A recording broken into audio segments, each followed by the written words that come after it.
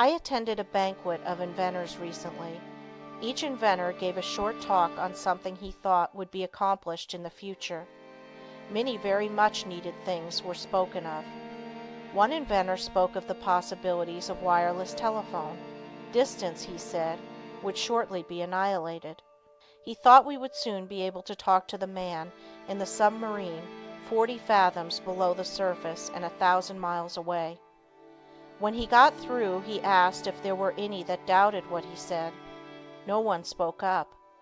This was not a case of tactful politeness, as inventors like to argue, but a case where no one present really doubted that the inventor's vision would, in the future, materialize. These shrewd men, some real geniuses, all thought we would in time be able to talk to those 1,000 miles away without media. Now, if we can make an instrument so wonderful that we can send wireless messages 1,000 miles, is there any reason why we should not, through mental control, transmit messages from one person to another? The wireless message should not be as easy to send as the projected thought. The day will come when all business will employ highly developed persons to send out influences.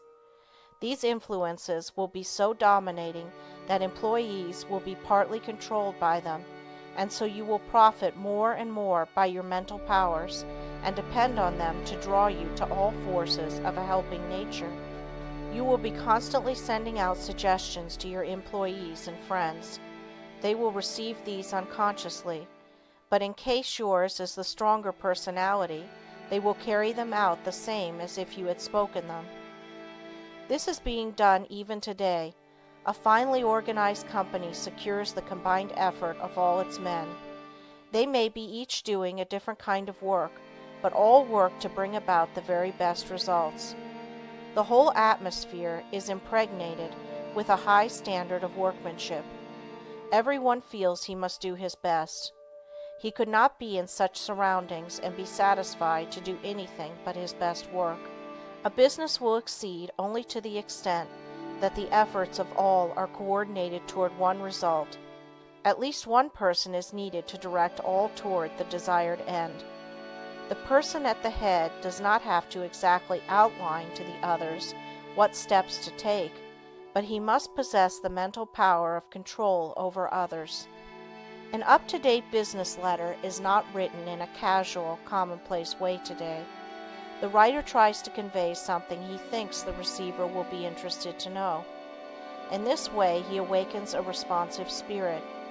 Sometimes just the addition of a word or two will change a letter of the matter-of-fact style to one that compels a response. It is not always what is actually in a letter, but the spirit which it breathes that brings the results. That intangible something that defies analysis is the projected thought of the matter that brings back the harvest that it claims. But we should not always claim success for ourselves only. If you are anxious that some friend or relative should succeed, think of this person as becoming successful. Picture him in the position you would like to see him in. If he has a weakness, desire and command that it be strengthened. Think of his shortcomings, which belong to his negative nature, as being replaced by positive qualities. Take a certain part of the day to send him thoughts of upbuilding nature.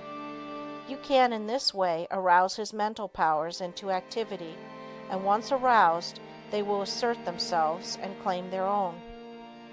We can accomplish a great deal more than many of us are ready to believe by sending to another our direct, positive, and controlling suggestions of leadership, but whether a man is a success or not is greatly determined by the way he acts on the suggestions he receives. We either advance or decline. We never stand still. Every time we accomplish something, it gives us ability to do greater things. The bigger the attempt undertaken, the greater the things accomplished in the future. As a business grows, the head of the business also has to grow.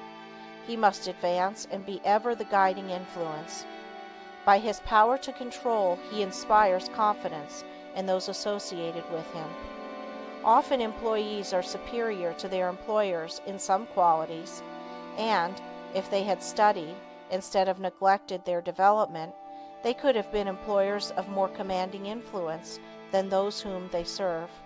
Through your mental power, you can generate in another enthusiasm and the spirit of success, which somehow furnishes an impetus to do something worthwhile. And consequences of insanity. If children do not play with those their own age, but associate with only older people, they will take on the actions of the older people. The same is true of older persons if they associate with people younger than they are. They will take on the spirit of youth. If you wish to retain your youth, you need the influences of youth. Like attracts like all over the world. The thought element plays a great part in our lives. Every business must not only command physical effort, but it must also command thought effort. There must be coordination of thought. All employers should aim to secure employees that think along similar lines. They will work in fuller sympathy with each other. They will better understand each other. This enables them to help each other, which would be utterly impossible if they were not in sympathy with each other. It is this that goes to make up a perfect organization, which directs and influences them toward the one end. Instead of each person being a separate unit, each one is like a spoke in a big wheel. Each member carries his own load, and he would not think of shirking. Anyone working in such an atmosphere could not help turning out his best work.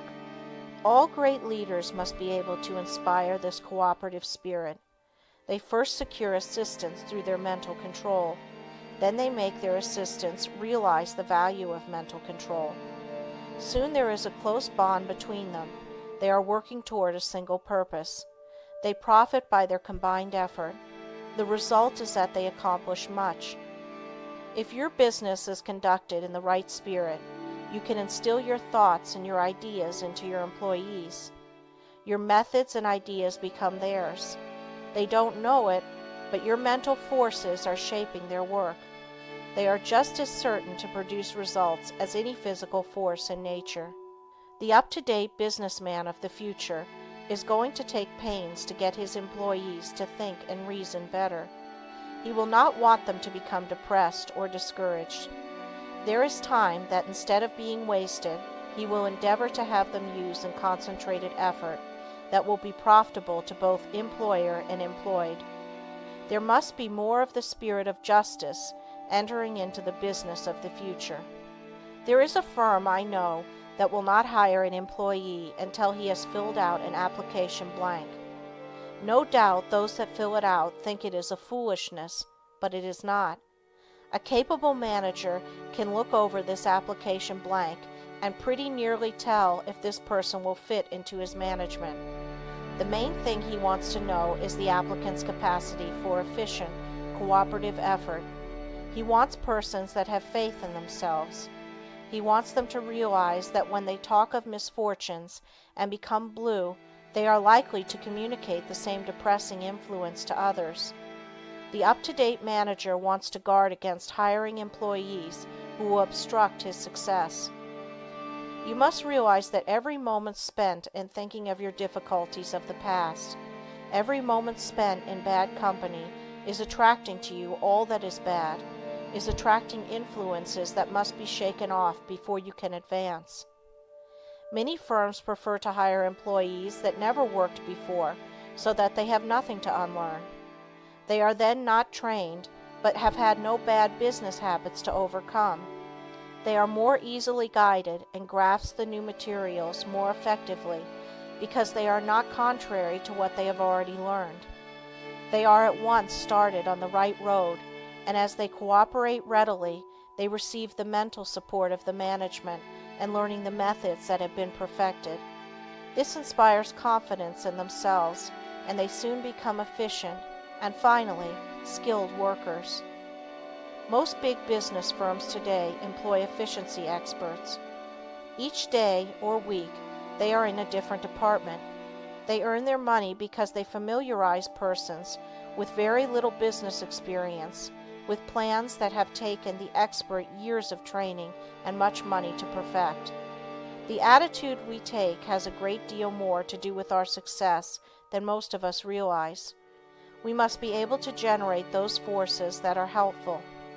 There is a wonderful power in the thought rightly controlled and projected, and we must, through concentration, develop this power to the fullest possible extent.